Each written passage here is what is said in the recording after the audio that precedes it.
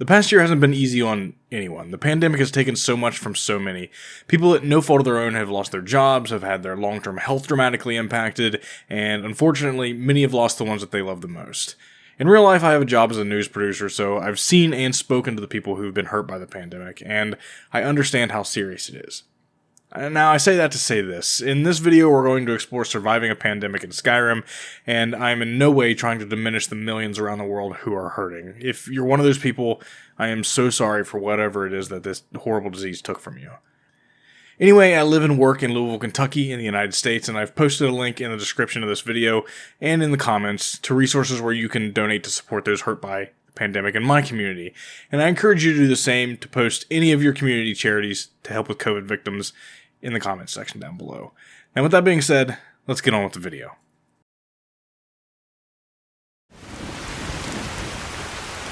An outbreak, a pandemic, a plague.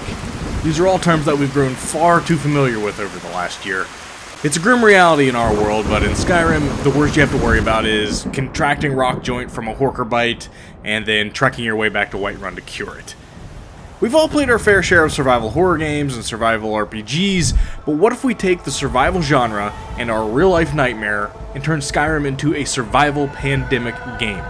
A game where you avoid getting sick by gathering resources to build your own hut far away from crowded cities, where you wear a mask and give your followers masks to keep them from getting sick, and a game where you live in a world where it's a race to find a cure before it's too late. Well, today, I say we do just that, with, of course, a few mods. First, we need to download the classics. Frostfall, along with Campfire and Frostfall Unofficial Update, adds cold weather survival gameplay to Skyrim. The mod tracks your location, the weather, what clothes you're wearing, how wet you are, and many other factors to determine your condition in harsh weather conditions. Allow yourself to suffer in the elements for too long, and you could die.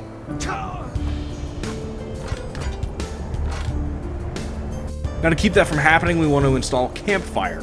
Build a campfire and a tent to get out of the elements, use that fire to cook, or spend some quality time with your followers by sitting around it to uplift and inspire. You can create and buy camping equipment, build tents, tanning racks, a portable enchanting kit, and much, much more. You can also craft a backpack that dynamically displays your bedroll, torch, cooking pot, axe, and water skin. New powers are added that are especially helpful in this Undead Plague playthrough. You can search for resources like deadwood and branches to help build hatchets, arrows, and other useful items. The new Instincts Vision ability allows you to see creatures that make noise in the distance, and it also allows you to smell the bodies of the dead and the undead. And of course, you're going to need more than a tent and a fire to survive. Adding the mod Woodcutter to our game is going to let us chop down our own trees to craft furniture, workbenches, tanning racks, pretty much anything that you want that can be made out of wood. With a little hard work, you can now create workbenches, anvils, and smelters to create everything you need without going into the city and being around those who might be spreading the virus. With the proper tools, you can also tailor your own clothes to keep yourself safe from cold weather conditions. Now, of course, there are other mods that let you craft these items in a more simple way, but with this mod, you can find a section of forest that you want to make your home, take out your axe, and begin the hard work of clearing that section of wood to place your home base. And while the Campfire mod lets you build a tent to get out of the elements, that's not really a home base. Installing Live Anywhere Constructible Shacks will let you, well, live anywhere and build constructible shacks. Carpenters are new merchants all across Skyrim that'll sell you a variety of items needed for starting to build your new structure. Once your new shack is in your inventory, head back to the section of woods that you cleared out and place it anywhere you want. Jackson's Positioner is also highly recommended to help you place those items much easier. And with burrows and basements added into this mod, you can also build a base into the ground or the side of a mountain if you don't want your home out in an open area. Combined with the Hearth Craft mod, you can build either a temporary hut in the middle of the woods or a fortified encampment while you plan your next move against Skyrim's pandemic. While Hearth Craft adds craftable furniture and other items like previous mods, what it adds to your game is the ability to craft a fully functional, permanent structure, such as farmhouses, orc longhouses, and igloos. With your fortified base constructed against the undead, it's now time to look after yourself. Bethesda added eating, drinking, and sleeping mechanics in the Skyrim, but they don't really serve much of a purpose. iNeed is going to make taking care of yourself much more important. Your character will feel the need to eat and drink about 2 to 3 times a day, and sleep once a day, provided that you're taking care of yourself by consuming full meals and getting a full night's rest. If you just use a little common sense, this mod shouldn't bother you very much. Now some quickfire mods to help you sustain those needs. Sleep to gain experience forces you to sleep in order to receive the skill points that you've gained. As you level up your skills normally, any experience is not added to your character, but it's rather saved up, and later when you sleep, you will receive all the saved experience at once. Hunterborn will allow you to skin, butcher, and loot animals after hunting them down. There's even a mechanic involved in the mod that allows you to get better at it over time, meaning the more you do it, the more efficient you'll become. Skyrim Fishing allows you to craft a fishing pole, which will allow you to go fishing and collect meat from local rivers and streams that you can then cook and eat for dinner. If you're going through the pandemic as a mage, iHarvest is a spell that you're going to want. It releases balls of light that go out and collect items from the wild, or the bugs that you'll need as bait for fishing. And if you're playing as a non-magical character, the mod Useful Dogs will allow you to command man's best friend to search for items and supplies in the area. As the video goes on, we are going to add an undead plague to your Skyrim that can infect, kill, and resurrect NPCs across your game. You'll be able to prevent the plague from spreading by, of course, wearing a mask, but we all know how difficult it is to get people to do that. So, plan B against the undead pandemic? Weapons. Installing silver weapons adds 6 silver swords and 2 silver shields to your game. All silver weapons are especially effective against the undead, but these are a lot easier to look at than the crude vanilla versions. The shields don't have any special enchantment, but they do match the aesthetic of your new silver swords, and trust me, you're going to want to keep from being hit when you're in combat with the undead. If you'd rather keep your distance and wipe out a horde with machine accuracy, then automatic crossbows is the perfect mod for you. This mod adds 3 automatic Dwemer crossbows in the game, a heavy semi-automatic crossbow, a burst firing crossbow, and a fully automatic crossbow. You can find the crossbows and some schematics for them at Reachwind Ire, where the Thalmor have converted the tower into a research outpost. They've discovered blueprints and have already made versions of those crossbows, so you can loot the schematics or just kill the Thalmor and take the weapons for yourself. Later in the video, we'll install a mod to implement the Plague story into Skyrim. But before we get there, I want to populate the world with undead creatures and possible victims so we can feel the plague in the world around us while traveling or building our camp in the woods. 28 Days Later simulates a zombie outbreak in Skyrim. Instead of being a full-blown quest, the mod offers a variety of different scenarios. The Hive. A random city becomes a hive for a horde of zombies, and if left undisturbed, the zombies will spread and infect other cities. Patient Zero. Somewhere in Skyrim, there's a lone infectee who is likely to infect others, and they, in turn, will spread the infection to new cities. However, since there aren't very many infectees, at first it's likely to go unnoticed and infest more cities before a response can be formed. Dawn of the Dead. All of Tamriel has been overrun with the dead, as graveyards and recently deceased rise up in unholy life, forming an instant and horrific army. Last Stand. All of Skyrim, with the exception of a single hold, has been taken over by the undead. It's now up to the remaining living to survive its last stand. And Safe Walls.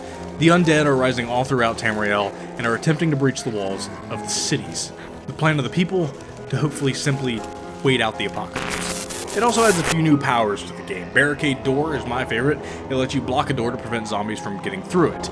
Now, of course, no barricade is perfect, however, and zombies do have a chance to break through.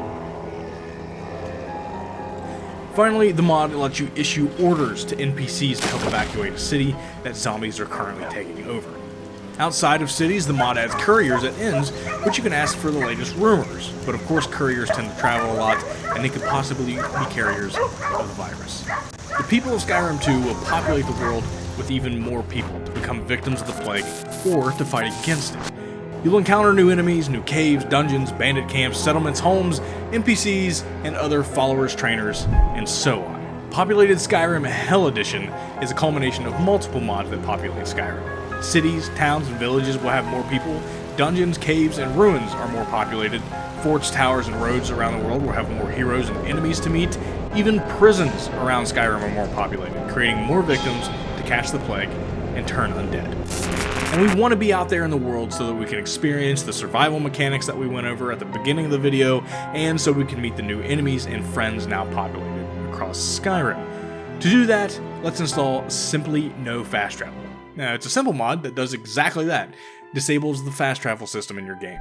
Now you can ride your horse from location to location and run into infected and rescue NPCs running from a horde. If you have the Septums though, Touring Carriages will let you catch a ride from wagons placed all across Skyrim. They'll take you to any of the 9 hold capitals. Once in the carriage, you can talk to the carriage driver and ask him to stop at any point on your ride, ask him to go faster, or take a nap and he'll wake you up whenever you've arrived at your location. The mod also adds 86 lines of dialogue to carriage drivers, so they'll talk to you like an uncomfortable Uber picking you up from the bar. You ever met one of them cats? Khajiit, I think they call themselves. I hear there's whole countries full of them down south. Get up there. And if you have a lot of items in your inventory, you're going to want to take advantage of the carriage from time to time so you can rest your legs. The mod Cobb Encumbrance changes your movement speed and other stats based on how heavy your inventory is. There are 11 encumbrance stages. They range from slowing you down when your pack is too heavy to draining your health over time if it's too much for you to carry. If you find yourself in a sticky situation running from the undead, you may need to leave a trail of pots, pans, and heavy armor behind you to shed some weight, making you able to run faster.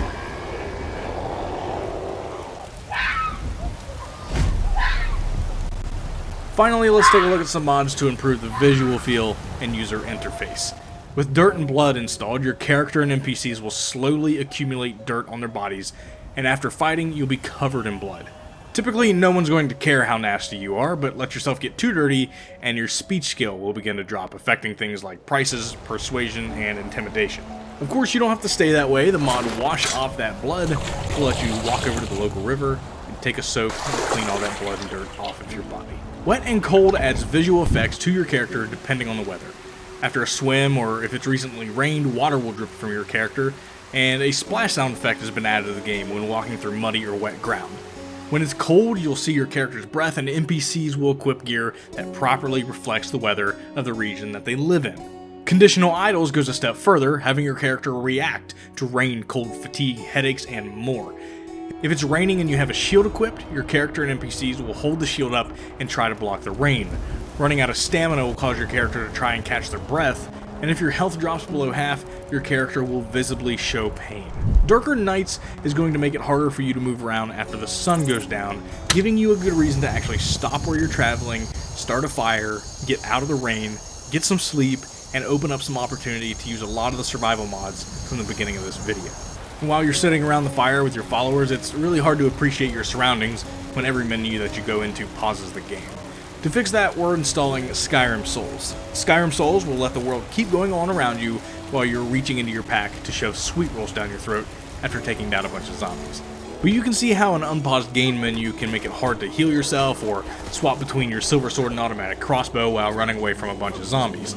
iEquip is a pretty good solution to that problem.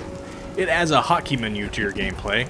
You can add a left and right hand weapon, shouts and powers, and even your food and water so that you don't have to open your menu as often. Now it's time to take our mods and put them to use. 28 Days Later added a zombie plague to this playthrough, but the mod Death Consumes All is a DLC-long quest mod with new mechanics, 13 new quests, and about 10 hours of fresh gameplay. This mod gave me the idea for this video since it hits so close to home with the current situation that we're all dealing with in our real lives. It starts as a quest line where a mysterious airborne plague is spreading in Skyrim. If it's not stopped in time, everyone will die. You meet a mysterious woman who becomes your follower throughout your quest to find a cure. Now, the longer you take to stop the plague, the more people will die. In the beginning, the plague doesn't really show besides the occasional undead attacks, but as time passes, more people will get infected unless you learn how to stop it and cut the infection chain. The more NPCs that go to crowded places, the more likely they will get the plague and spread it to others. The mod also adds craftable face masks that reduce the chance of getting the plague. The questline is pretty non-linear, allowing you to do what quests you want, when you want to do them. You'll make friends along the way, and unfortunately your decisions can lead to those friends getting the disease and dying. Personally, I crafted face masks for my followers and myself to prevent that as much as possible. Well guys, that is all I have for you today. I hope all is well in your life. If there's any mods that you added to this list to make the playthrough even better, please put them in the comments below. I'd love to hear about them, and if you have any suggestions for future videos, let me know about that too. Anyways guys, thank you so much for watching. Stay healthy, stay well, wear your masks, get vaccinated, and I'll see you in the next one.